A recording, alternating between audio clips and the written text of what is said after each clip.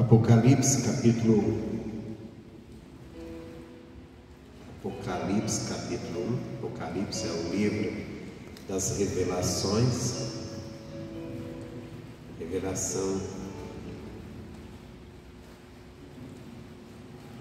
que Deus deu para a igreja através de João.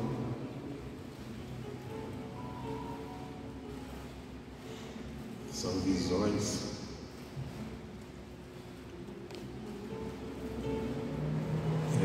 descreveu aqui 7 igrejas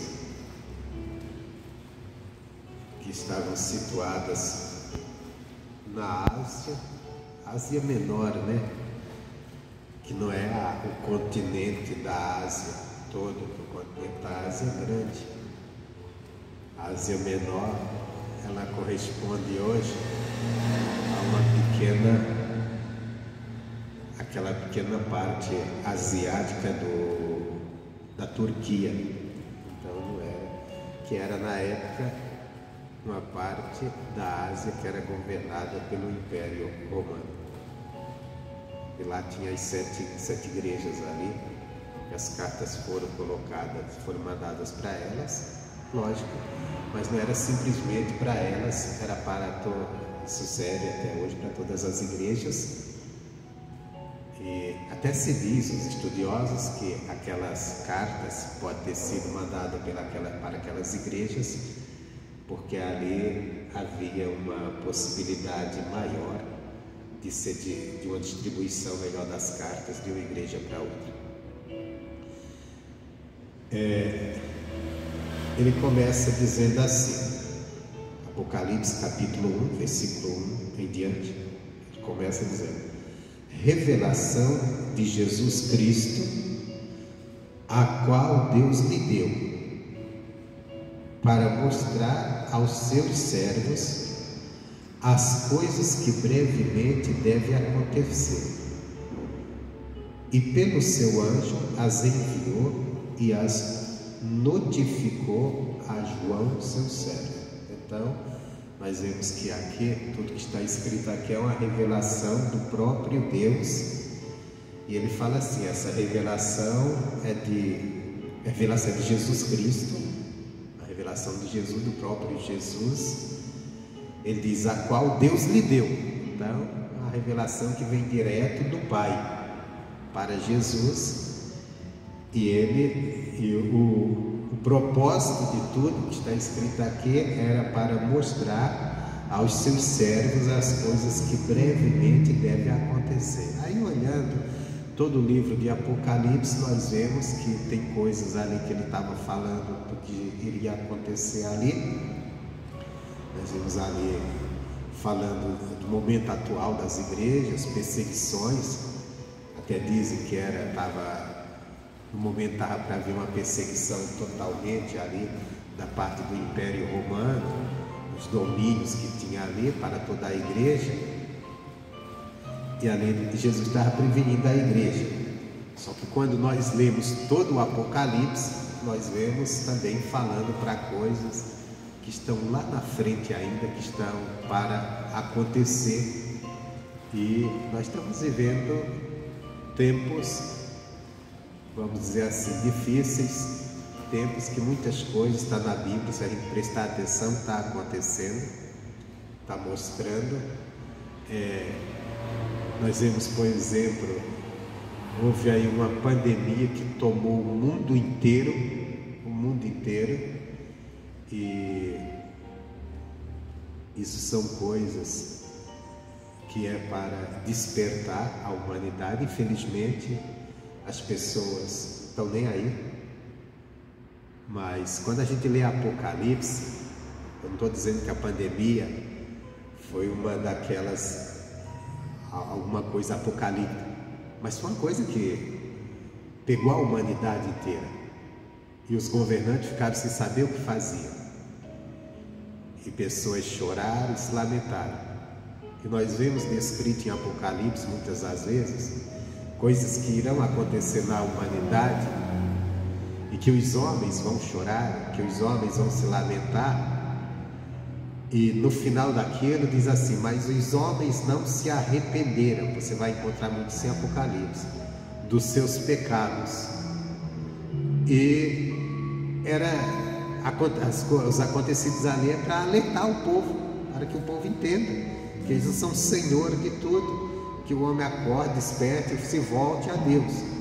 Nós temos uma pandemia que dominou o mundo inteiro, que seria uma boa oportunidade para os homens olharem e ver que não estão no domínio da situação, principalmente os governantes, que às vezes se acham que são dono da situação, são dono de tudo, tem o controle e não tem.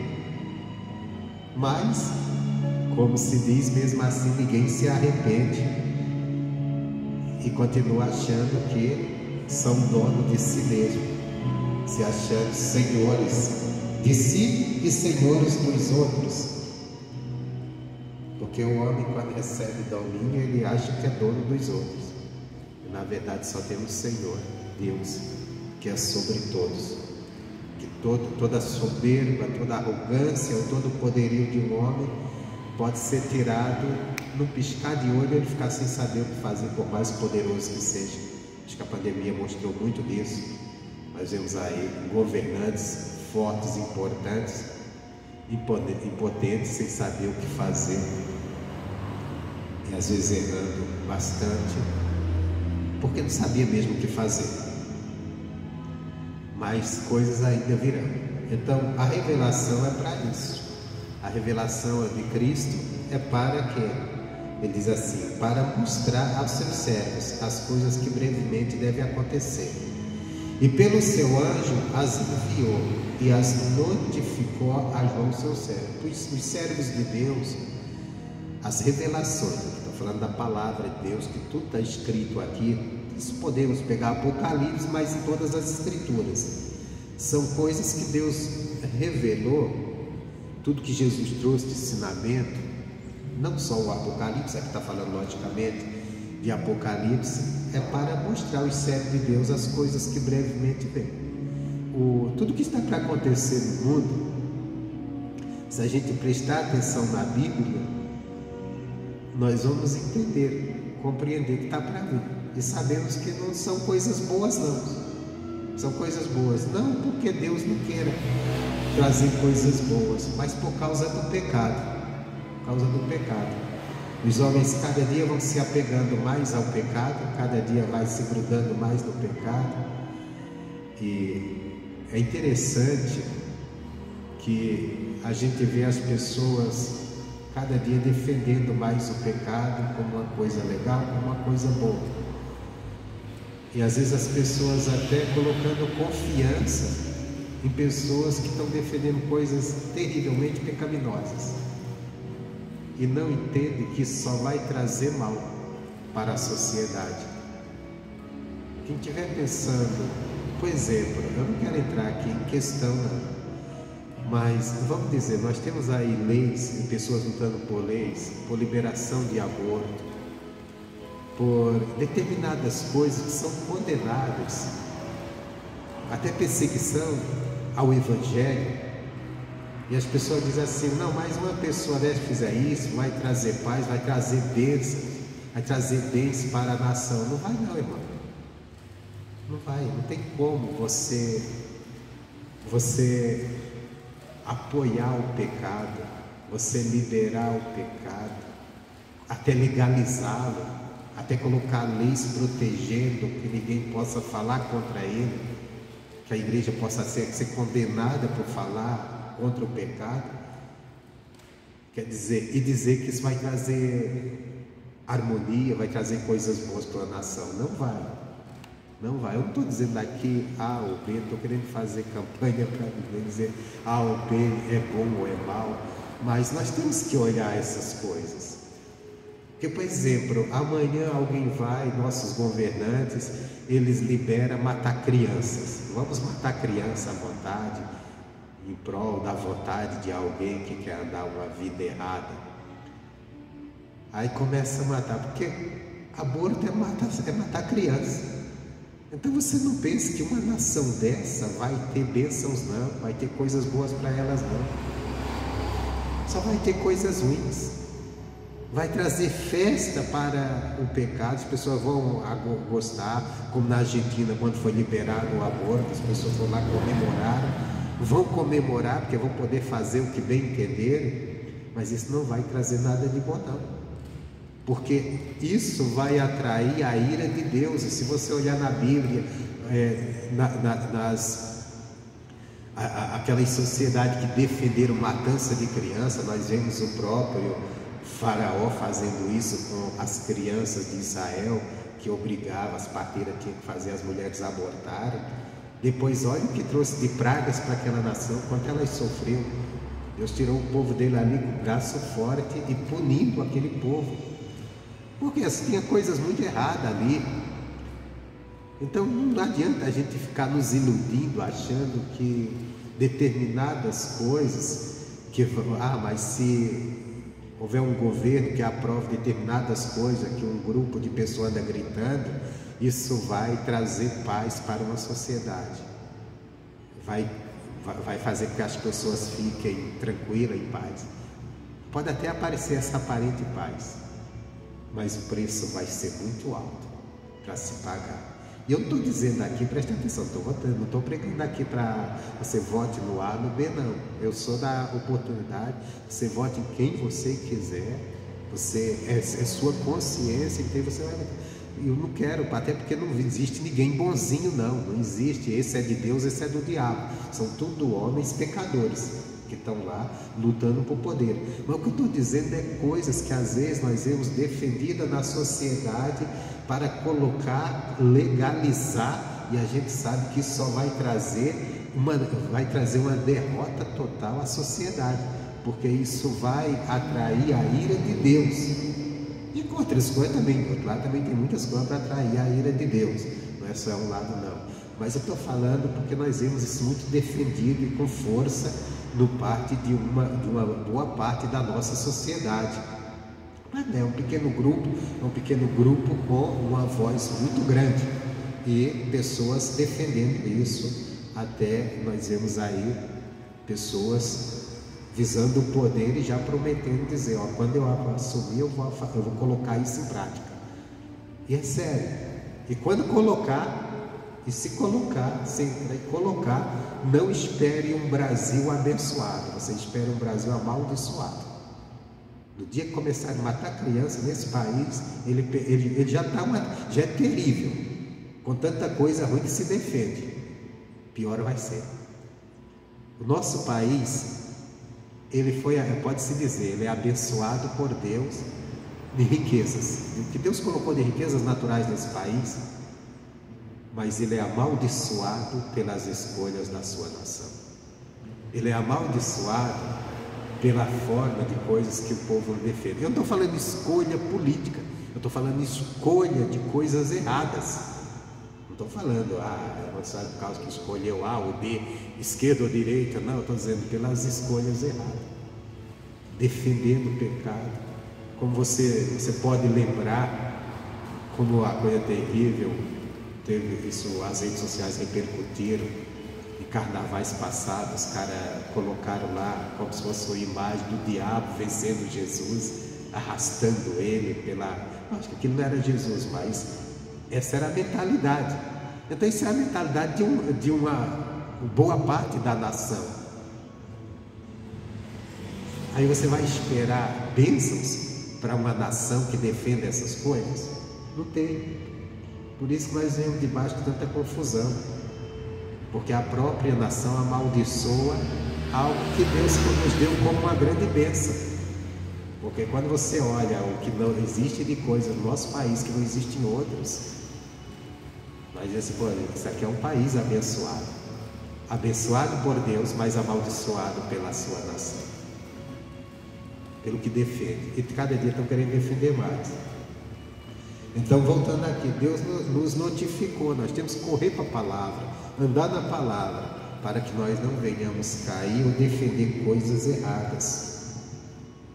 Aí diz assim, o qual testificou da palavra de Deus e do testemunho de Jesus Cristo e de tudo o que tem visto. Então tudo foi uma revelação de Cristo aqui para que a igreja soubesse que brevemente ia acontecer. Uma coisa, isso aqui é interessante, porque quando Apocalipse foi escrito, aqui mostra-se que a revelação, ela era preparando a igreja para uma perseguição que viria. E nós sabemos que isso vai acontecer, mais cedo ou mais tarde. Já está acontecendo. Porque não adianta negar que quando Jesus pisou os pés nessa terra, que a perseguição começou. E por que a perseguição começou? Porque o Evangelho ele sempre confronta o pecado, ele vai de contra o pecado. E o mundo vive no pecado. Então um Evangelho que não denuncia pecado não é Evangelho de Jesus Cristo. Porque o próprio Jesus Cristo assim falou: o mundo ele me persegue. Por quê? Porque eu falo do seu pecado. Não tem. O Evangelho sempre vai confrontar. Tem um bocado de cristão aí que eles ficam dizendo assim: não, mas a gente não deve falar nada do pecado, a gente não deve falar nada contra que as pessoas defendem pecado, a gente deve pregar o amor, só o amor. Espera aí, mas o Evangelho é completo. Deus é amor, mas ele não vai passar a mão no pecado de ninguém. Ele perdoa o pecador quando o pecador se arrepende. Se não se arrepender, não vai ter perdão também não. Não vai ter, vai ser condenado. A salvação está, Jesus diz, isso é bem claro o Evangelho: arrependei-vos, o Rei do Céu é chegado. Então o Evangelho não é para salvar pecador do pecado, é para chamar o pecador, está escrito lá, ao arrependimento. Se não vir, não se arrepender. E o arrependimento não é sentimento de culpa simplesmente não. Arrependimento é mudança de direção, é conversão. É você se arrepender dos caminhos que você tem andado e passar a andar numa nova caminhada. Porque tem um bocado de gente que está achando que o Evangelho, não, porque Deus é amor, então Deus vai me receber, eu vou continuar errando, pecando e vou para o céu. Não vai não, meu irmão. Não adianta se enganar, não adianta pregar o Evangelho da mentira para agradar, não. O Evangelho ele confronta o pecado, e por isso que foi perseguida a igreja. Você acha que iam perseguir a igreja à toa? Que mataram os apóstolos à toa? Que perseguiram Jesus? Não é porque o confronto contra o pecado era que na hora que ele pregava, ele mostrava: ó, vocês estão errados. E sempre vai ser isso o Evangelho. Tem salvação? Tem. O Evangelho tem a salvação, desde que haja arrependimento. Arrependei-vos, é chegar no reino do céu. Sem arrependimento, ele quer dizer o quê? Mudança de direção. Eu estou indo nesse caminho, não vou mais andar nisso aqui não, vou andar por aqui, andar pela palavra. Se não houver isso, não tem salvação. Não tem também. Se o Evangelho fosse só falar de coisas boas, olha, Deus te ama, Deus está com você, olha isso. Se fosse só isso, não haveria perseguição. Irmão, quem vai perseguir alguém? Quem vai perseguir alguém que não mostra seus erros, que não confronta os seus erros? Quem chega só para você e diz assim: olha, Jesus te ama, você está salvo, você é de Deus. Ninguém vai salvar. Ninguém vai perseguir. Agora, quando você diz assim: ó, esse negócio está errado, você tem que mudar, isso aí vai te levar ao inferno, vai te levar à perdição. Mas espera aí, você está me ofendendo, você está me ofendendo. Aí começa. Estão querendo pregar o Evangelho, existe uma diferença: o Evangelho de Jesus Cristo e o humanismo. O humanismo é cheio de coisas, parece bonito, mas o humanismo coloca o homem acima de tudo, e para que o homem se sinta bem, ele pode fazer o que quiser de errado. O humanismo é bem isso, defende o erro pelo bem-estar da pessoa. O Evangelho chama para a renúncia. Se você quiser ganhar a sua vida, você vai perder. Tem que perder. Então nós temos que olhar. O humanismo não é coisa de Deus, é coisa do homem. Porque o humanismo, ele coloca as vontades do homem acima de tudo. O Evangelho é a vontade de Deus. Por isso que nem todos aceitam o Evangelho. Por isso que o Evangelho, ao mesmo tempo, diz que ele é o bom perfume de Cristo. E ele diz que é o bom perfume para os que se salvam. Mas ele é cheiro de vida para os que se salvam. Para aqueles que creem, que aceitam. Mas para os que não creem, é cheiro de morte. É cheiro de morte, porque a pessoa não quer. Então nós temos. Então, o qual testificou da palavra de Deus. Irmão, nós temos que testificar da palavra de Deus. Nós temos que levar a palavra de Deus. E ele diz mais, versículo 3: bem-aventurado aquele que lê, e bem-aventurados os que ouvem as palavras desta profecia e guardam as coisas que dela estão escritas, porque o tempo está próximo. Olha só, aqui existe uma bem-aventurança. Bem-aventurança quer dizer felicidade. Felicidade quer dizer bom êxito, bem-sucedido na sua caminhada. Então, bem-aventurado para aqueles que leem, é aqueles que leem, aprendem, sim. E para aqueles que ouvem as palavras. E não só ouvem, mas guardam, obedecem. Então, quando essas revelações de Deus, que a palavra de Deus, tudo que está escrito aqui, que foram revelação de Jesus Cristo, quando nós lemos, entendemos, ensinamos, e quando as pessoas ouvem, e aquilo que elas entendem, creem, guardam, elas vão ser bem-aventuradas. Bem-aventuradas quer dizer diante de Deus, bem-aventurada na sua comunhão com Deus. Isso aqui é um ensinamento importante. Por que é importante? Porque isso aqui diz o que é nossa caminhada com Deus. Que nossa caminhada com Deus não é apenas a caminhada de ter uma religião, como muitos querem, professam uma religião morta, sem vida. O que é uma religião morta, sem vida? É a religião que eu pertenço a tal grupo religioso, seja ele católico, seja ele evangélico, seja ele pentecostal, neopentecostal, sei lá, o que a pessoa queira confessar, mas ele não busca o entendimento da palavra, ele não busca compreender a palavra, ele não busca entender a palavra, ele não busca praticar a palavra no seu dia a dia. Isso é morte. A pessoa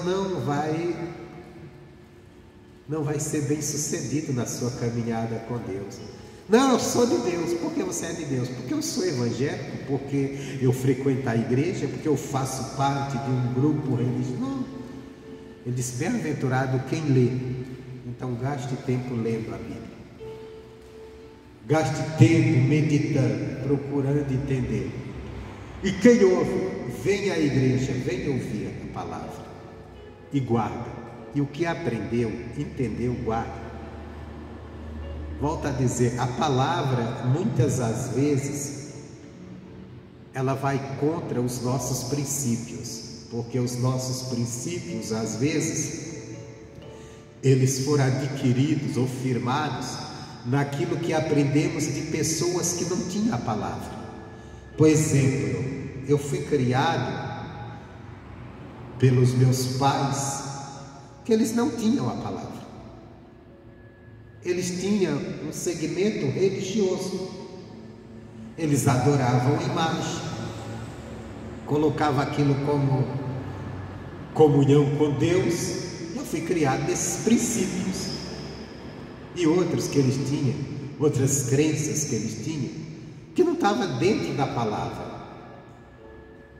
Então quer dizer, naquilo que eu fui formado, e outras coisas que nós vamos aprendendo, às vezes com nossos pais ou com a nossa sociedade, e às vezes colocamos aquilo como princípios, nós temos que analisá-los pela palavra. Estão de acordo com a palavra? Não. Então, se não estão, eu vou contrariar até o meu jeito de pensar. Eu pensava assim, eu me apegava a isso como certo, mas eu vou ver o que a palavra diz que é certo. O que a palavra me ensinar que é certo, eu vou me firmar na palavra. Eu vou me firmar na palavra, eu vou ficar na palavra. Eu vou ficar no que Deus me ensina. E se a gente assim o fizer, nós vamos andar na presença de Deus e nós seremos bem-aventurados diante de Deus. Seremos pessoas felizes na nossa caminhada, felizes assim quer dizer, bem-sucedidos na nossa caminhada espiritual, na nossa caminhada com Deus, pelo que aprendemos com Ele. Então, tudo está escrito para isso. E tudo isso por quê? Porque Ele diz: o tempo está próximo. O tempo, qual é o tempo próximo, o tempo que se fala aqui? O tempo da vinda de Cristo. Alguém pode dizer, mas de quando foi escrito o Apocalipse? Apocalipse, se eu não me engano, ele foi escrito ali mais ou menos no ano 96 depois de Cristo, depois que Jesus andou nesse mundo. Então faz um bocado de tempo, tem para mais de 2000 anos. Então pode dizer, então não estava tão próximo assim. Isso. Mas por que Deus diz está próximo? Porque 1000 anos para Deus é como se fosse um dia. Como um dia para Ele também é que fosse 1000 anos. O que é isso? Como entender isso? 1000 anos como se fosse o dia de ontem. Porque Deus não tem começo nem fim. Deus é eterno. Então tanto faz para Ele um dia como 1000. Nós não. Eu, por exemplo, vou completar 54 anos, mês que vem. Então eu já estou dizendo assim, o tempo está passando, daqui a pouco a morte faz assim.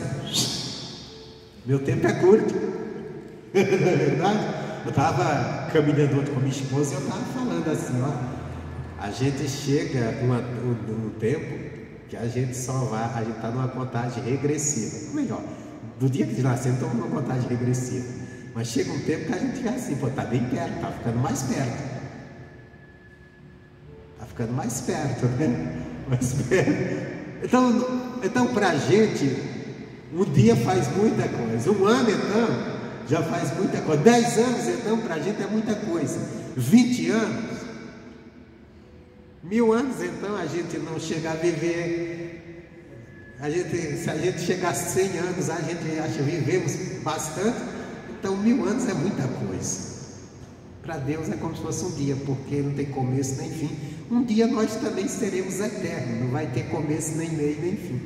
Então quando Ele diz o tempo está próximo, Ele está dizendo assim, olha, certamente Jesus virá. Certamente, se tem uma coisa que você tem que ser, que Jesus vai vir. Então te prepare, anda com Deus, caminha com Deus, porque você não sabe o dia nem a hora. Mas mesmo que já se passaram tantos anos de quando foi escrito isso aqui, de quando Jesus andou na terra e prometeu voltar, já se passaram tantos anos, mesmo que se passe outra quantidade do que já passou, ou muito mais tempo que isso, para Ele voltar, mas Ele vai voltar. E quando Ele voltar, nós vamos enfrentar as consequências, mesmo que nós já tenhamos morrido há tanto tempo, mas Ele vai nos fazer sair da sepultura, ressuscitar e encará-lo, e vamos encará-lo de frente. E aí cada um vai receber aquilo que plantou. Vamos ser julgados pelas nossas obras, pelo que nós plantamos. Se nós andamos na palavra dele, fizemos o que ele mandou, meu irmão, como diz, vai para o abraço. Mas se não, Sabemos aquela frase que Jesus deixou bem claro, que naquele dia ele vai dizer, um grupo, ele vai dizer, entre no meu reino, benditos do meu Pai. E outro grupo ele vai dizer, não vos conheço, afasta de mim, malditos do meu Pai. Essas palavras sairão da boca de Jesus, malditos do meu Pai. E nós temos que escolher qual grupo eu quero estar nesse dia. Que grupo eu quero pertencer. Mas o que fazer para mim estar no grupo certo? Está aqui, toda a revelação, toda a palavra, todas as escrituras, elas estão aqui para nos ensinar a estar no grupo certo. Só que o mundo tem muitas coisas fascinantes, sem contar tem muita pressão que ele vai nos impor para a gente escolher sempre errado. E a nossa própria natureza humana, que é uma natureza pecaminosa, vai querer escolher errado. Por isso que você, para estar no grupo certo, você tem que aprender a contrariar a si próprio. Não é contrariar pessoas, não, é contrariar a si próprio.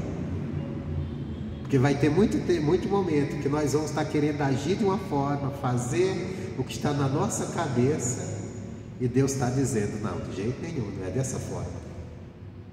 E às vezes vamos achar até que estamos certos, que é justo a nossa escolha. Por exemplo, quando a serva de Abraão, de Sara, ela fugiu de casa porque a Sara estava oprimindo ela, e ela foi embora, fugiu. E dentro da lei daquele povo ela não podia fugir, porque um escravo só poderia ganhar a liberdade se o seu senhor lhe desse. Não era ele mesmo que tomava a decisão. Aí ela fugiu. E quando ela estava fugindo, Deus mandou um anjo lá no deserto e disse, mulher, está fazendo o que aí, mulher? E ela disse, eu estou fugindo da minha senhora, porque ela está me oprimindo. E Sara estava oprimindo mesmo, porque Sara era de Deus, mas bom é Deus, não é quem é de Deus. É verdade, irmão, nós temos que entender isso, que às vezes você se coloca diante, não, mas aquela pessoa, a pessoa de Deus não vai fazer nada de ruim comigo, não vai. Às vezes a pessoa de Deus faz coisas, como diz assim, que até o diabo duvida, né? Só que, lógico, tem consequências, né? Tem consequências. Só que a Sara tinha o direito, né? Infelizmente, naquela lei, eles tinham o direito, mas ao mesmo tempo também era cobrado por Deus, porque o homem recebe poder sobre outro. Às vezes Deus coloca ele num lugar de, vamos dizer assim, um lugar de autoridade, e ele recebe, e ele vai dominar sobre os outros. Mas Deus espera, e tem mandamentos na Bíblia, para a pessoa dominar de uma maneira justa e não na opressão. Mas o ser humano é opressor. O cara começa a oprimir. Tem gente que está com domínio sobre os outros e está se achando que é dono da lei. Vai ter uma hora que a coisa vai pegar. Vai pegar no sentido, ele vai se haver com Deus. Não vai reinar para mim, não, mas um dia vai se haver com Deus, porque ele foi duro. Até Jesus falou, isso aí é sobre igreja, bem direto, lideranças de igreja, tudo. Que no dia que ele voltasse, ele pegar aquele servo dele, que ele colocou para cuidar do rebanho, espancando o rebanho, aí vai se ver com ele.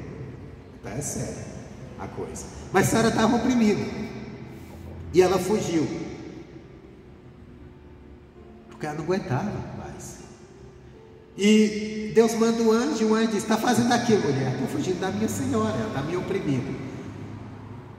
Se fosse pegar na base do humanismo, Deus iria dizer o que para ela? Com todo o poder que Deus tem, tudo bem, eu não te criei para você ser oprimida por ninguém, não.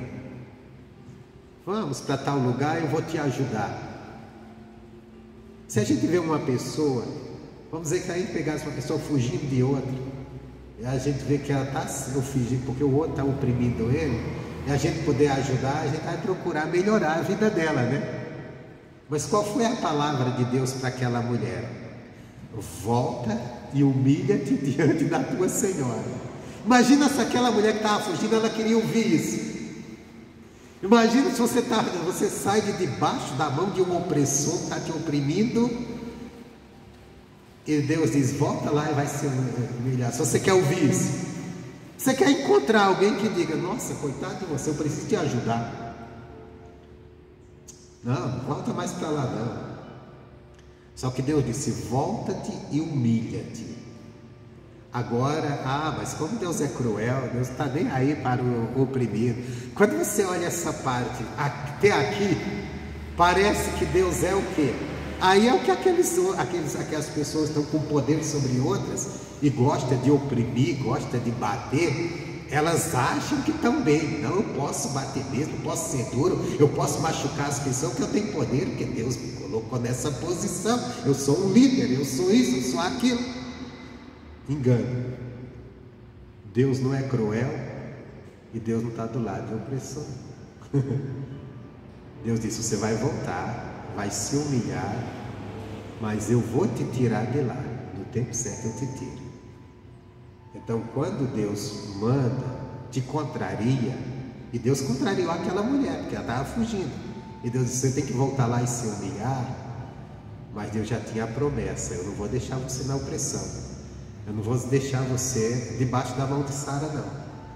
Só que Deus disse assim, Deus falou, Deus não quer nada na ilegalidade. Deus disse, vai sair na legalidade. Porque o que querem legal? O escravo, ele era comprado por alguém, então ele não tinha direito sobre ele. Ele perdeu sua liberdade para alguém e foi vendido. Como era que ele ganharia? Quando alguém que o comprou desse sua liberdade. Isso era uma forma legal. Era uma forma dos homens. Deus nem apoiava isso. Depois nós lemos, quando Deus coloca o povo de Israel, ele proíbe a lei da escravidão. Deus não gosta disso. Mas Deus quer as pessoas, Deus proíbe no meio de Israel, fala para não haver escravo, mas apesar disso houve.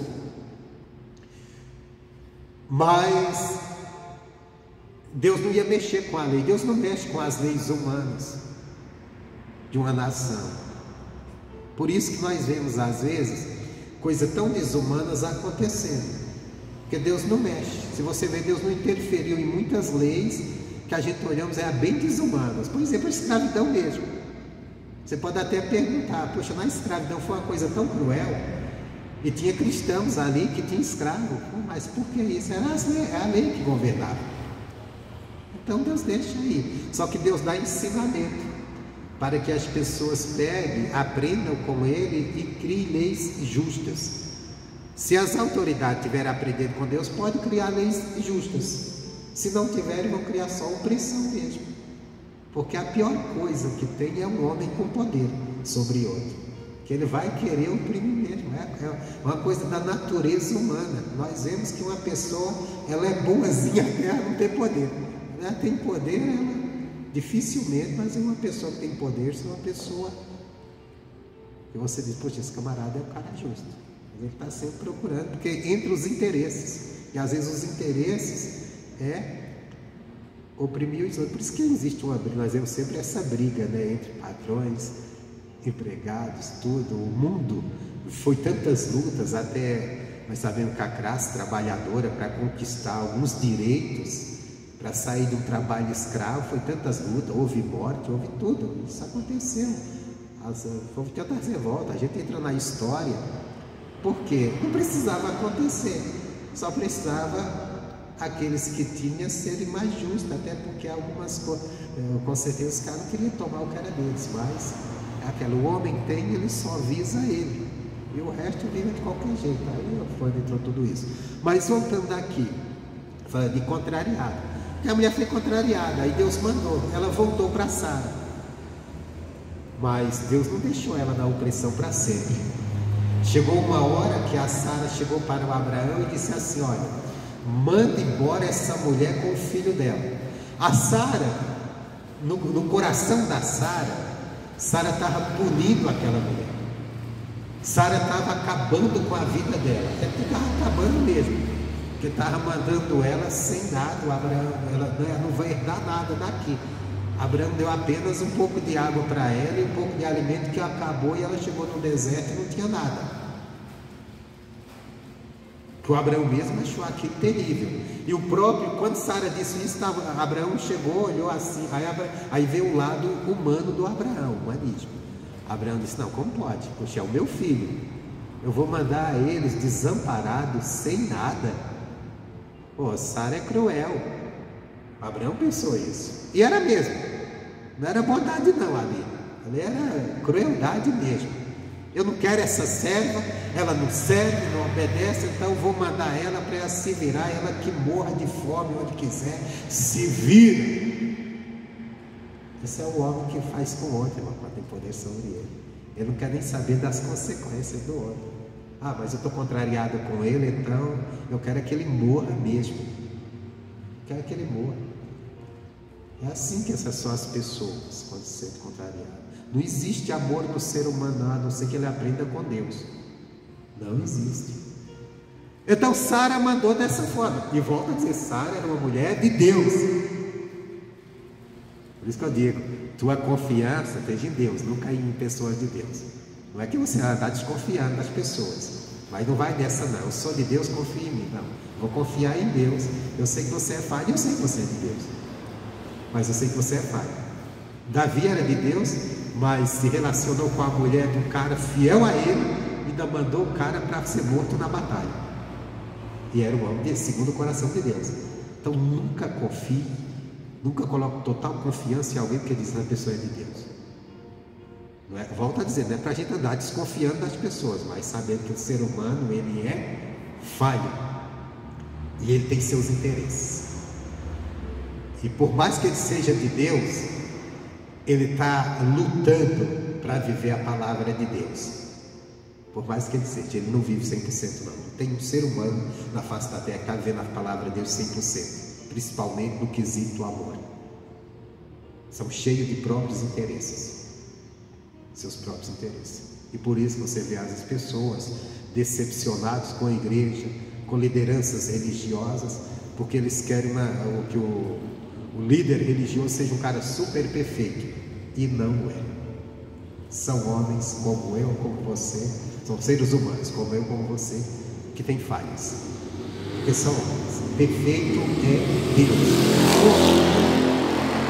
Confiança total só em Deus. Amém? Volta a dizer, não é que você vai andar, não confia nesse sujeito, não é isso, mas é sabendo, pode vacilar comigo, e é de Deus, mas pode, confie em Deus. A gente não pode andar numa ilusão, não, numa enganação. Então a Sara mandou mesmo, maldade, não, vou mandar essa mulher. Aí Abraão disse, não pode, é meu filho, porque Abraão era muito rico. Imagina só, se custava a Abraão, já que Sara não queria aquela serva, ou a Sara mesmo ter um pouquinho de bondade e dizer assim, olha, pega um pedaço de terra, sei lá, um gado, dá para essa mulher, mas eu não quero ela aqui perto de mim não. Arruma um lugar mais distante, dá umas, pô, é teu filho. Não, manda ela embora, e não dá nada para ela, porque ela não herda nada daqui. Mandaram ela sem nada. Só que Abraão achou isso terrível, desumano, e era desumano. Só que aí Deus disse, Abraão, faz o que Sara está mandando, porque isso está vindo de mim. Então foi o próprio Deus que colocou, vamos dizer, aquela ruindade de Sara no momento, porque era a forma de Deus tirar aquela mulher de uma forma sem ferir a lei da escravidão, a lei, sem ferir a lei do homem. Então isso mostra o quanto Deus respeita as autoridades, Ele sendo a autoridade sobre todos. Então Deus disse, eu vou tirar com a própria autoridade da Sara. Sara tem autoridade sobre essa mulher, eu não vou quebrar essa autoridade. Se Deus tivesse ajudado, isso aqui é uma coisa que nós devemos tomar cuidado, irmãos. Que às vezes nós queremos nos livrar de situações de uma forma ilegal. Principalmente nós vivemos um tempo que todo mundo quer ganhar a sua liberdade, às vezes diante de uma autoridade. Mas primeiro nós temos que clamar a Deus, Deus me dá a direção. Que saia de uma forma, vamos dizer assim, saia pela porta da frente, não fugindo pela porta dos fundos. Aí o que aconteceu? A Sara disse, não, vai. Aí Deus disse, não, eu estou mandando. E saiu sem água. Chegou lá no deserto, acabou comida, acabou água. Aquela mulher disse, meu filho vai morrer. Aí Deus manda o anjo de novo e diz assim, mulher, para de chorar. Vai morrer ninguém aqui, eu estou cuidando de você, eu te prometi. E ali Deus cuidou e fez daquela mulher, depois daquele filho dela, uma grande nação. Uma grande nação. Que depois se levantou até contra a nação de Israel, porque Deus disse que ia haver essa confusão. Era culpa lá do Abraão ter arrumado aquele filho fora da promessa de Deus. Mas aí já é outra coisa. Mas o que eu quero dizer para você, o que eu quero explicar usando esse texto bíblico, essa história bíblica lá da serva, aquela serva foi muito contrariada quando Deus mandou ela voltar. Mas ela voltou contrariando a si própria, obedecendo a Deus, e Deus cuidou dela. Então é aquela questão, tudo que Deus escreveu aqui é para nós guardarmos, é para nós lermos, ouvirmos, aprendermos e pôr em prática. E às vezes nós vamos nos contrariar, porque nossa imaginação, nossa maneira de pensar, o que está acontecendo, nós entendemos que pode se resolver de outra forma. E Deus diz, não, vamos resolver dessa maneira, eu quero dessa maneira. Só que Deus não vai te desamparar. Se você estiver guardando a palavra, ouvindo a palavra, Deus vai cuidar de você, Deus vai te abençoar e Deus vai te dar, como diz a própria Bíblia, o fim esperado. O fim esperado. Eu lembrei do versículo, estou lembrando ele completo, que diz assim, deixa eu ver se eu lembro agora. Fugiu. Agora fugiu. Eu não estou com ele completo, eu vou ficar só no pedacinho. Mas voltando aqui, agora fiquei na palavra, no versículo, estou lembrando aqui uma parte. Eu fiquei igual aquela pessoa que está tentando lembrar uma música e lembra só um pedacinho e não sai a música. Né? Aí fica até melhor não citar ele aqui. Eu ia citar. Eu sei que eu termino para dar o verdadeiro fim. O final é esse. Agora não lembro do início, então não vai fazer sentido. Então, versículo 4. A João, as 7 igrejas que estão na Ásia, graça e paz seja convosco da parte daquele que é, que era e que há de vir, e da dos 7 espíritos que estão diante do seu trono. Então, aqui é a mensagem vem do próprio Deus. E era uma mensagem que o João tinha que levar para as 7 igrejas que estavam na Ásia. Como eu já falei, essas igrejas estavam antigamente chamada Ásia Menor, que hoje corresponde só a uma partezinha da Ásia, que a Ásia é um continente, onde tem ali vários países, né? Essa parte aqui, que estava as 7 igrejas, corresponde à Turquia. A Turquia tem uma parte Europa e uma parte Ásia, como existe também com a Rússia, né? A Rússia é uma parte Europa, outra parte é voltada para a Ásia, uma parte é lá perto da China, sei lá, daqueles lados. Então a Turquia também acontece isso, tem uma parte europeia e uma parte asiática. Essa parte asiática era a Ásia, a chamada Ásia Menor, onde estavam essas igrejas que ali estava-se até outro nome, segundo os estudiosos, onde estava ali essa igreja, que isso aí estava debaixo, na época, segundo dizem, do Império Romano, que estava dominando uma boa parte, estava dominando a Europa, uma parte, né? Era muito forte ali. E viria uma perseguição, parece veio na época de um imperador chamado Domiciano, acho que é esse o nome do camarada, que começou a perseguir a igreja. E aí o João estava ali no lugar, numa ilha de Pátanos, e Deus dá aquela visão para ele, aquela revelação, ele cai no êxtase, quer dizer, tipo quase como um sono, né? E ele começa a ter aquelas visões. E ali vai mostrando muitas coisas, que é todo o livro das revelações. Mas o propósito dessas revelações era que para chegar até as igrejas. E a princípio, aqui as igrejas que estavam na Ásia, mas não só elas, através delas chegar hoje a nós, né? Hoje a nós. Até porque muitas perseguições, aqui falava-se de uma perseguição às igrejas, mas também fala, quando nós lemos todo o livro de Apocalipse, nós vemos que tem perseguições para vir aí no decorrer até a vinda de Cristo. Tem coisas sérias para acontecer mesmo, muito séria mesmo. Acho que nós só estamos no começo do iceberg. Ainda tem muita coisa ruim para acontecer de gente contra a igreja, mas também há muita punição para aqueles que estão, e no fim haverá uma vingança de Deus, porque aqui em Apocalipse tem uma parte que os santos estão clamando a Deus e dizendo assim: até quando vingarás o nosso sangue? É sério isso aqui. Deus, nada vai passar em branco, nada vai passar. Por isso nós devemos nos aproximar de Deus cada dia mais, para não estar com grupos contrários a Deus. Quando é grupos contrários, quer dizer, pessoas contrárias ao Evangelho, às vezes até perseguindo a igreja. E João às 7 igrejas, graça e paz seja convosco, da parte daquele que era e que há de vir, e da dos 7 espíritos que estão diante do seu trono, e da parte de Jesus Cristo, que é a fiel testemunha, primogênito dentre os mortos, e o príncipe dos reis da terra, aquele que nos amou e em seu sangue nos lavou dos nossos pecados. Então nós vemos que a mensagem, ela vem verdadeiramente direta de Deus e de Jesus Cristo. Aí fala que Jesus é a fiel testemunha, ele é o primogênito dentre os mortos, primogênito e príncipe dos reis da terra. 2 títulos que Jesus tem aqui: primogênito dentre os mortos, quer dizer, o primeiro ressuscitou, o primeiro, porque Jesus andou nesse mundo como homem, foi crucificado, morto, sepultado e ressuscitou. Isso aqui nos mostra que nós também com ele depois seremos ressuscitados. E ele é o primeiro, é a primícia, o primogênito.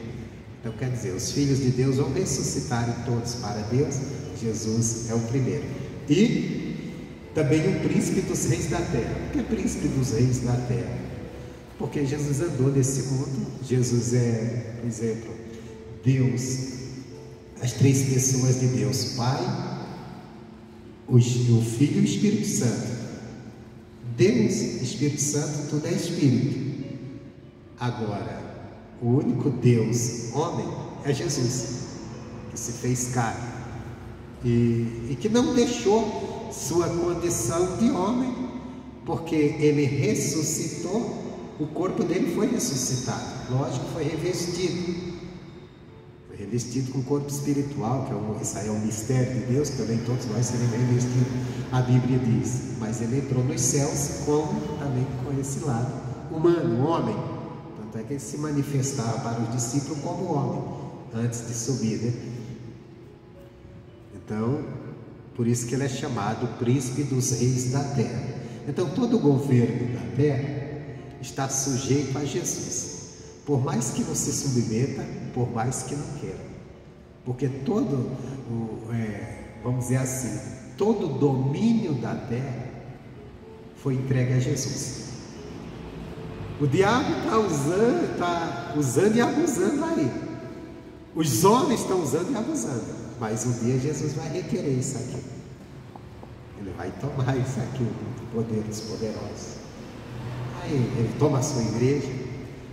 Então quer dizer, não adianta. Por isso que a Bíblia diz que nós não devemos nos preocupar com a nossa vida, que ela está guardada em Cristo, e no dia que ele se manifestar, nós também nos manifestaremos com ele.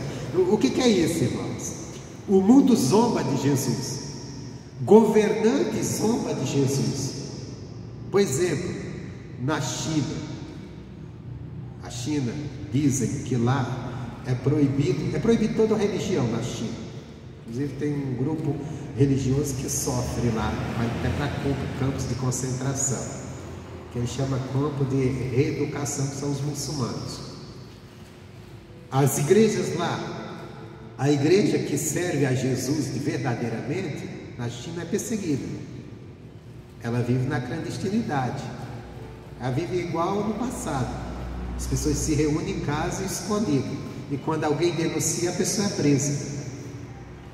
Existem as igrejas oficiais do Estado. Eu estava vendo uma pessoa que mora lá falando isso, como que é.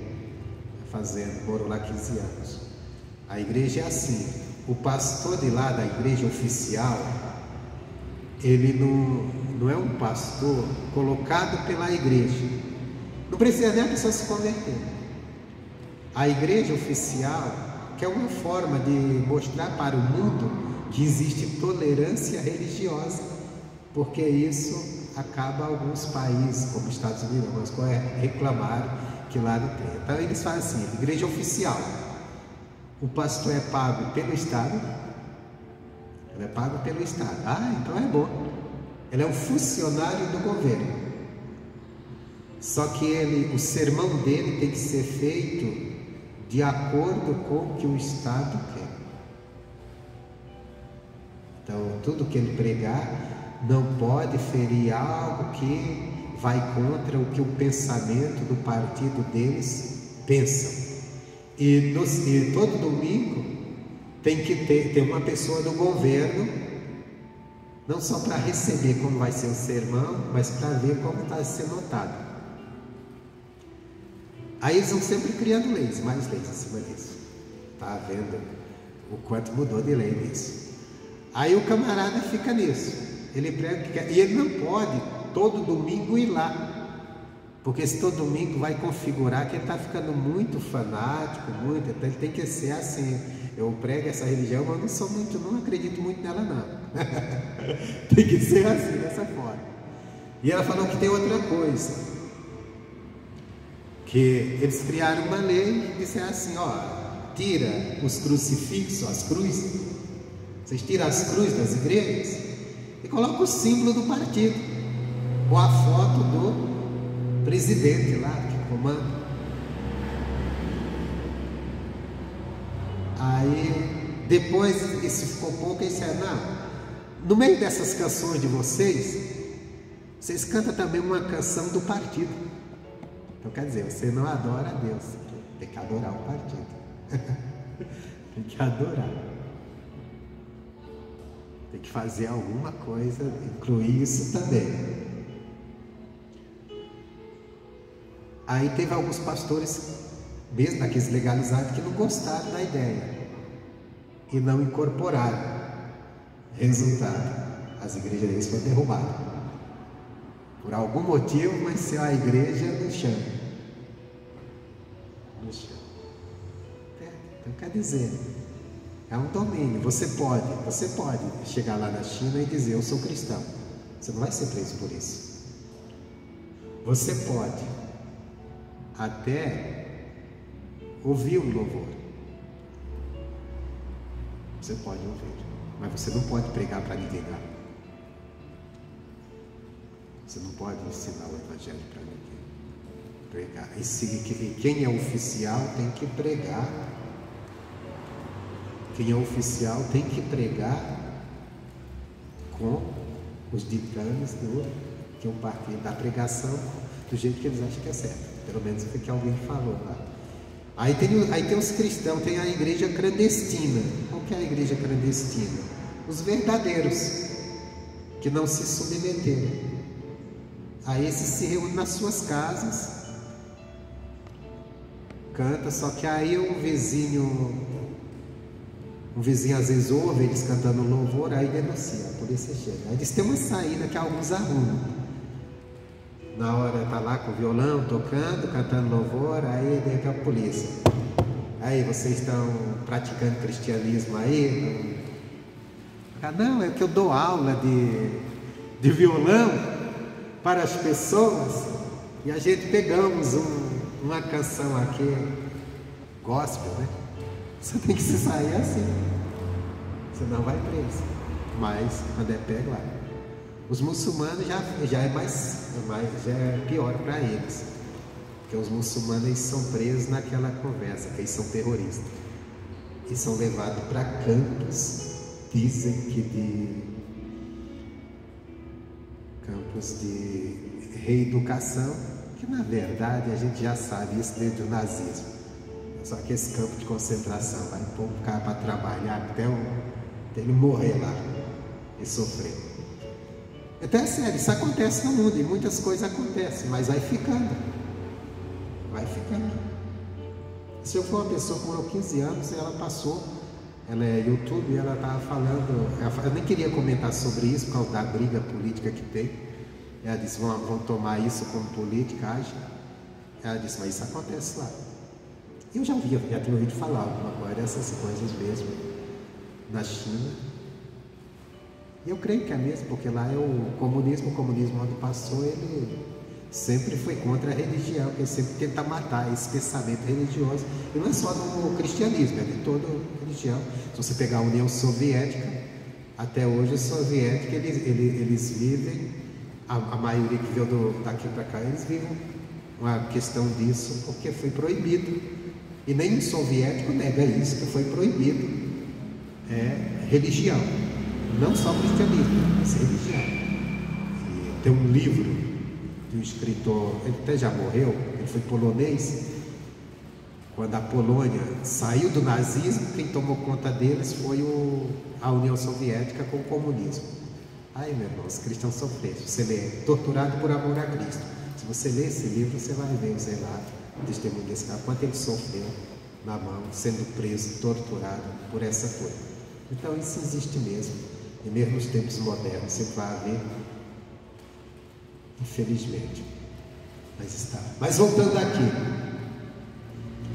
Então ele escreve para as igrejas.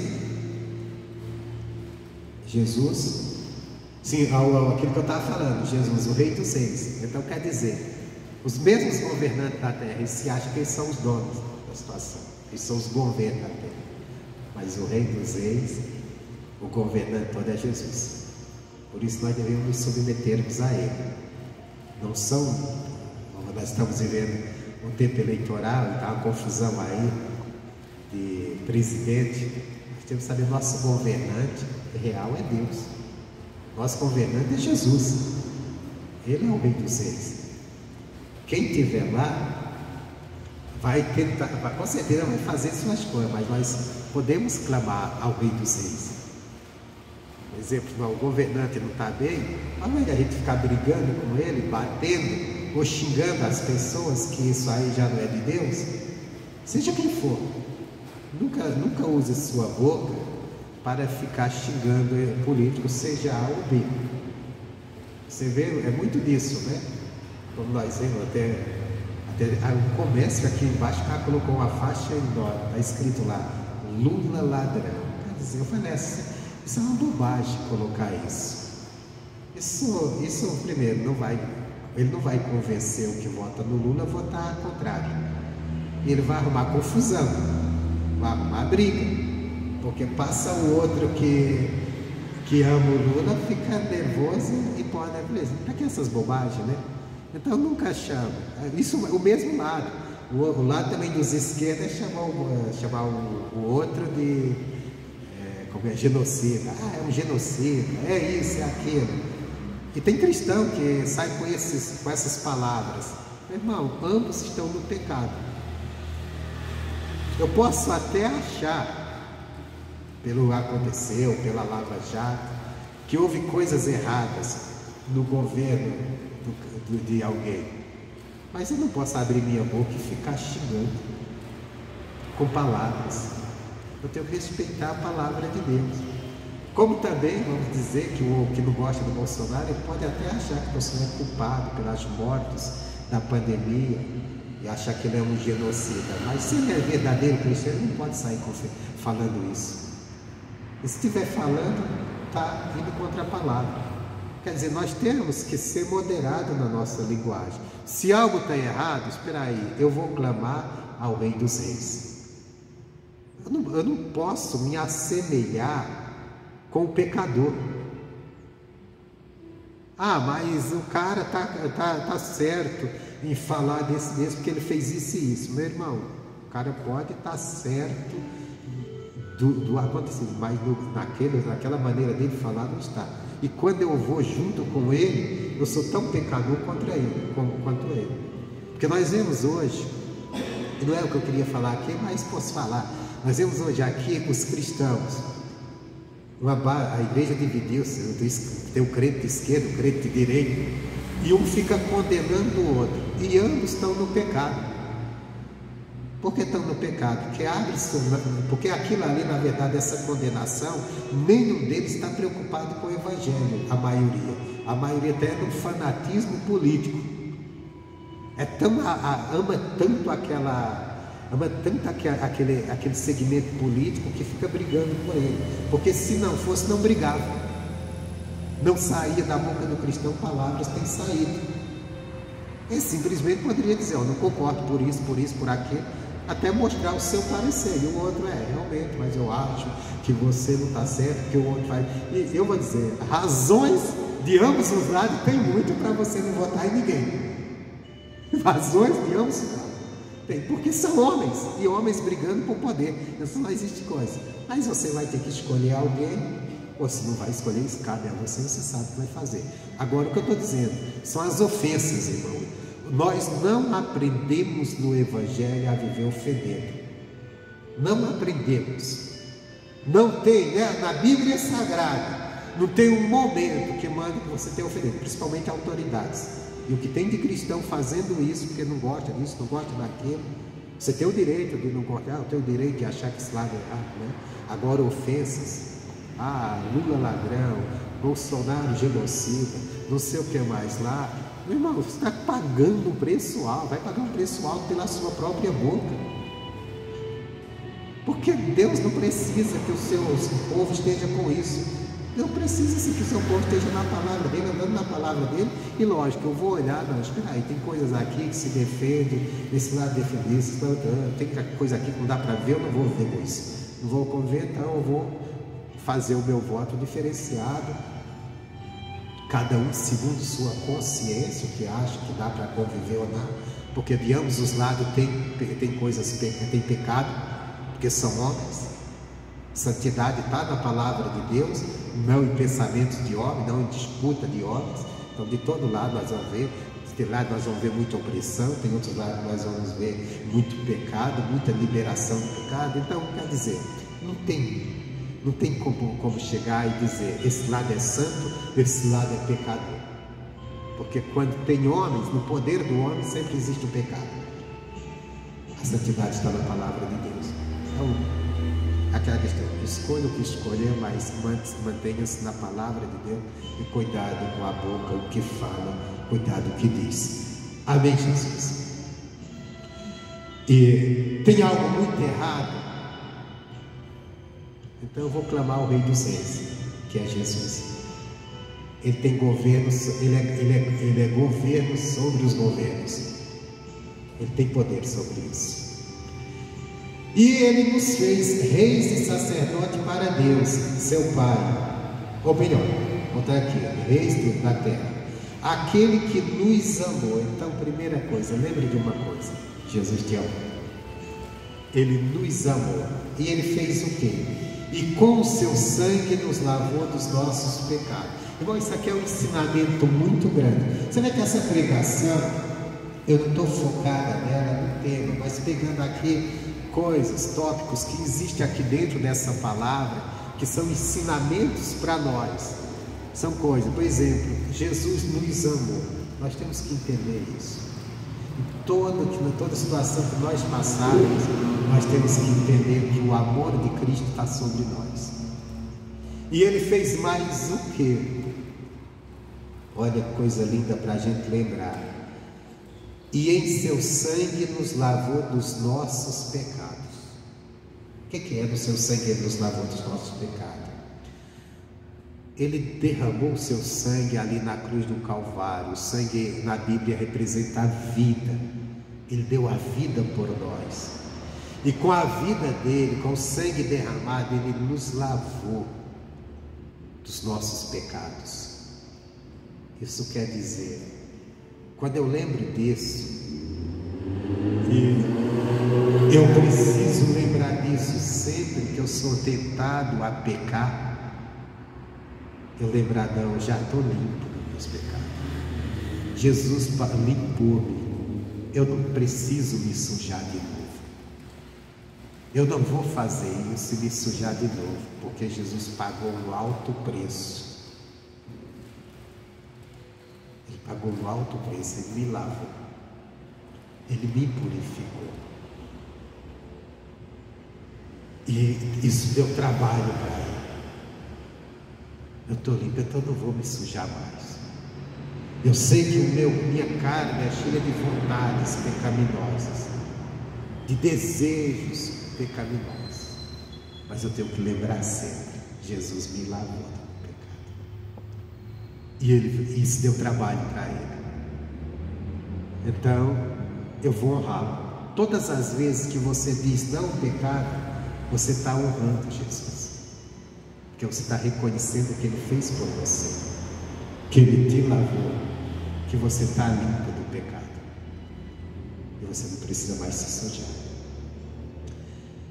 Então Ele nos amou e nos lavou dos nossos pecados, e fez o que conosco? Que nos fez reis e sacerdote para Deus.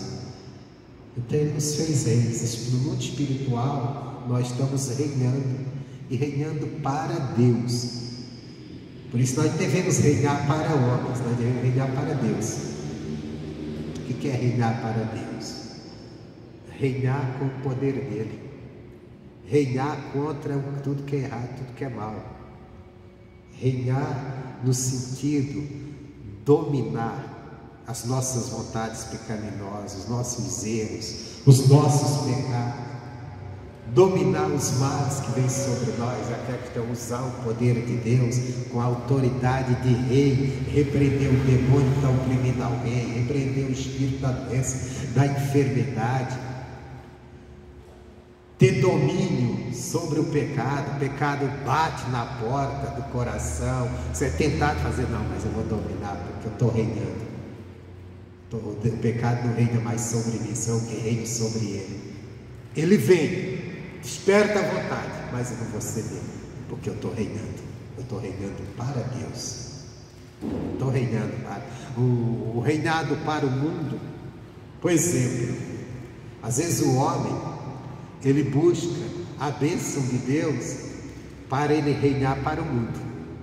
O que é? Reinar sobre o outro, reinar para conquistar coisas, reinar para ter poder sobre o outro, às vezes até oprimir as pessoas. Não, nós devemos reinar para Deus. Quem reina para Deus é diferente do que quem reina para o mundo. Quem reina para o mundo sempre reina para dominar, para oprimir, para fazer coisas contrárias ao outro. Quem reina para Deus, reina para fazer o bem. Como que é que você reina para Deus? Você reina com o próprio poder de Deus. A pessoa chega e está doente e você diz, deixa eu orar por você, que Deus, eu vou repreender essa doença, Deus vai te curar. Você ora, Deus cura. A pessoa está possessa pelo demônio, você diz, deixa eu repreender esse demônio, que Deus vai te abençoar. Você repreende aquele mal, você reina sobre aquele mal, repreende aquele demônio, ele sai daquela vida, a pessoa é liberta e vai ver a bênção de Deus. Reinar para Deus é a gente reinar com o poder de Deus, fazendo o que Jesus fez. Ele andou por todos os lugares fazendo bem, curando todos os oprimidos do diabo. E quando você se reina para o mundo, infelizmente, muitas das vezes, muitos na igreja estão buscando reinar para o mundo, quer reinar, ter poder humano, dominar, e às vezes até oprimir as pessoas.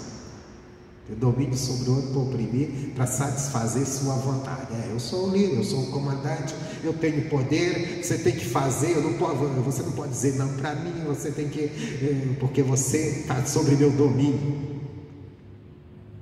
E oprime as pessoas, faz o que bem entende, o que bem quer, e acha que está reinando para Deus, está reinando para o mundo.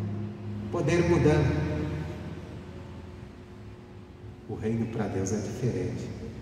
O reino para Deus faz do homem um libertador, um cara que cura dores, não que cria dores. contra a pessoa oprimida, você ora, liberta ela. Está doente, você ora, ela é curada. Não é domínio humano, é domínio do poder de Deus. Esse é o que Deus, Jesus nos comprou. Porque se você olhar a vida dos cristãos, dos discípulos de Jesus, meu irmão, para a vida aqui de hoje, vamos dizer, das lideranças religiosas de hoje, a vida é terrível, perseguição. Paulo chegando na velhice dizendo: olha, me traz a capa que eu deixei ontem, que eu preciso ler. Morando numa casa alugada. Ele não estava reinando sobre ninguém, quem reinava. Aliás, a igreja muitas vezes Paulo chegou até a dizer: nós apóstolos somos colocados como lixo do mundo, parece, porque todo mundo estava bem, só eles que estavam às vezes presos, às vezes sofrendo, padecendo até fome, de dificuldades. Qual é o líder religioso hoje que passa fome, passa dificuldade? Ele vai pregar no lugar, viaja, o melhor hotel é o dele, o melhor restaurante é o dele.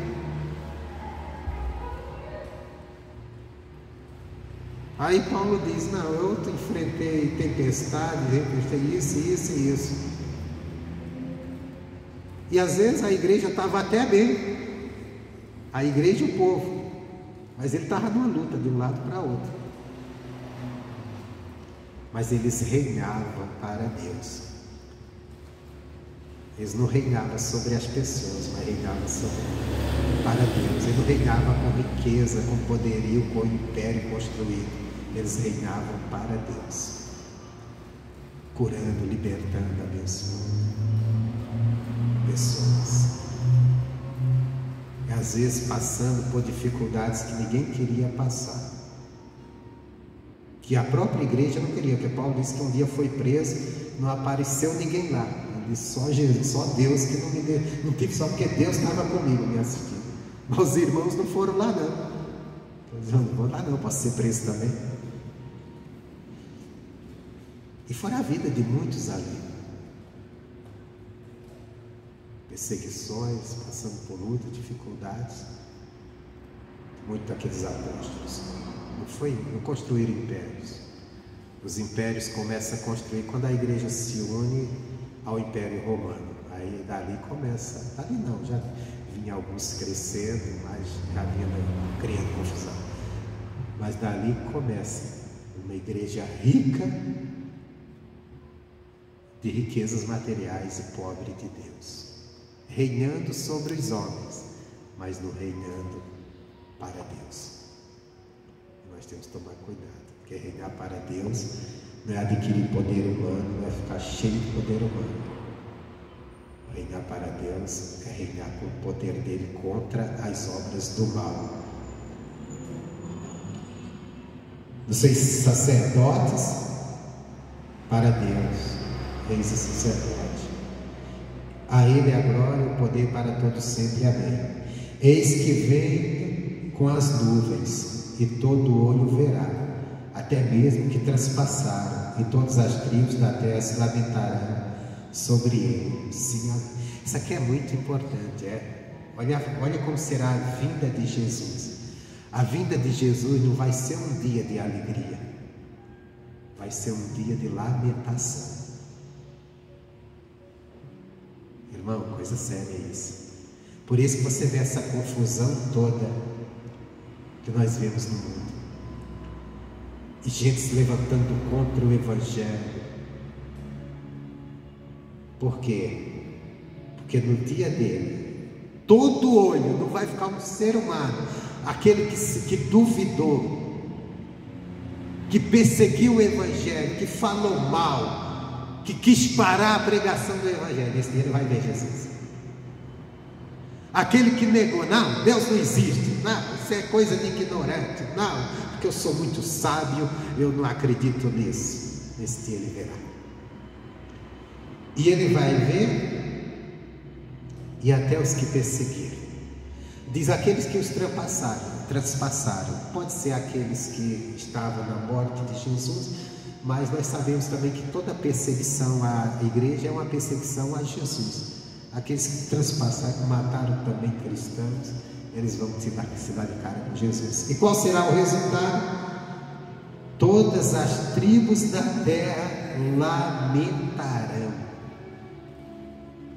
O dia da vinda de Jesus não vai ser um dia de alegria, vai ser um dia de lamentação. Por quê?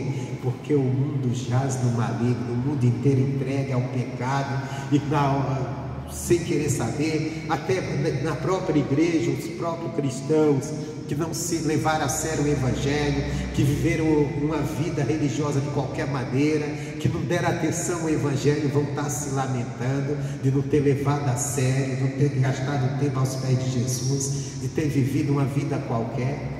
Vão se lamentar. O mundo do pecado vai se lamentar, porque vão ver o que perderam, e vai ser tarde. Agora não terá mais chance para ninguém, as portas se fecharam. No dia da vinda dele, já veio o decreto.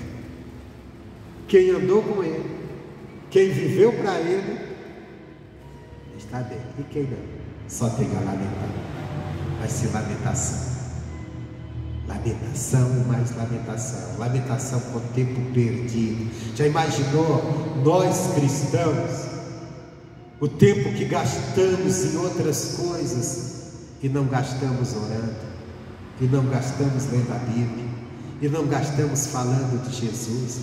O tempo que muitos cristãos gastaram brigando por política, coisa do mundo, poder mundano, e não gastaram anunciando o Evangelho?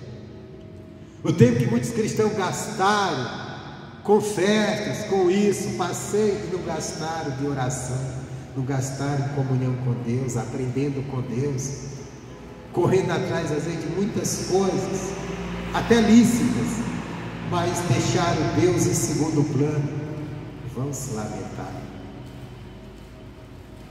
O tempo que se gastou, o tempo que gastamos olhando no celular, horas e horas, e no final do dia não sobrou quase tempo para orar, porque já o cansaço tomou conta, porque eu gastei muito tempo numa rede social, vendo coisas que não acrescentou em nada. E isso tem muito hoje. Tem até gente que vem dentro da igreja, na hora do culto ele está mexendo no celular, vendo mensagem que chegou. Tempo que se gastou em coisa, irmão, vai lamentar, porque vai dizer: o tempo que eu perdi de aprender com Deus, eu perdi também de comunhão com Ele. E alguns perderam tanto o alvo, que andaram de qualquer maneira, que não vão se encontrar ávidos de estar de pé diante de Jesus, e não vão subir, e vai haver lamentação. E o mundo lá fora, então, pior ainda. Então nós temos que olhar bem para isso. Entenda bem, Deus tem a cura, Deus tem a prosperidade, Deus tem a bênção para você nesse mundo, Deus tem a solução para qualquer problema. Mas o alvo principal nosso, a nossa busca principal, é a vida eterna.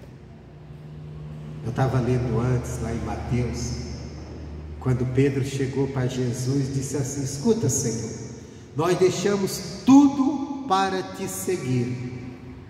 E o que vamos ganhar com isso?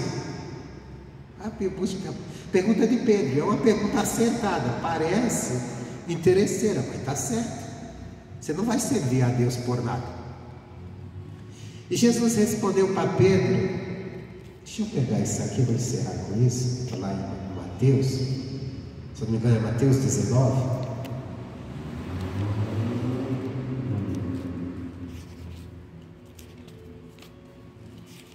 Pode até alguém dizer assim: nossa, o Pedro foi longe demais, ele já está perguntando, querendo saber, tem que servir a Deus porque é Deus. Não. Deus, ninguém serve gato à toa, serve porque Ele tem algo para dar. O próprio Deus disse que não chamou a gente para servir Ele à toa, em vão.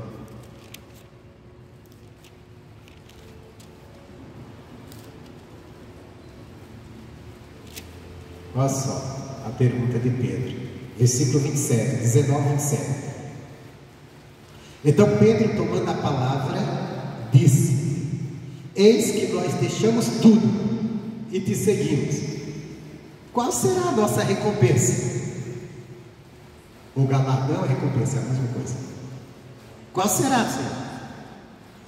Aí Jesus responde da seguinte forma, versículo 28. E Jesus disse-lhes: em verdade vos digo que vós, que me seguistes, quando na regeneração o Filho do Homem se assentar no trono da sua glória, também vós assentareis sobre 12 tronos, para julgar as 12 tribos de Israel. Aqui é uma promessa para os discípulos, né? Essa é particular. Pedro perguntou deles, ele disse: olha, quando eu sentar no trono do meu Pai, terão 12 tronos para vocês. Engraçado que ali entre os 12 tinha um traidor que não vai sentar no trono. Por isso que lá no livro de Atos, começo de Atos, eles levantam alguém para ocupar o lugar de Judas, que estava vago. Coloca ele como apóstolo, porque tem que ser 12 tronos. Tem 12 tronos que vão julgar as 12 tribos de Israel. Jesus diz, o que me chamou a atenção, vamos seguir, ler o versículo em diante, o seguinte. Aí ele diz, versículo 29, e todo aquele que tiver deixado casas, ou irmãos, ou irmãs, ou pai, ou mãe, ou mulher, ou filhos, ou terras, por amor do meu nome, receberá 100 vezes tanto e herdará a vida eterna. Aqui nós vemos que Jesus fala de coisas materiais, de recompensa material. Você deixou isso, deixou aquilo, você vai receber também, 100 vezes. E depois ele fala da vida eterna. Mas o que me chama a atenção, que a primeira resposta aqui, ele fala de quê? Do reino dos céus. Quando eu entrar, tem 12 tronos para você, porque é o primeiro, é o principal. As bênçãos materiais também virão, elas virão, mas elas não são o ponto principal, a busca principal do cristão. O principal é a vida eterna, o principal é a eternidade, o principal é o reino dos céus. Buscar em primeiro lugar o reino dos céus e sua justiça, e as demais coisas serão acrescentadas. Então, os materiais vai ser acrescentado, mas não coloque eles como prioridade. Prioridade é o reino dos céus. Prioridade é entrar nos céus. Amém, Jesus. Ficamos por aqui. Essa é a palavra. Que Deus abençoe.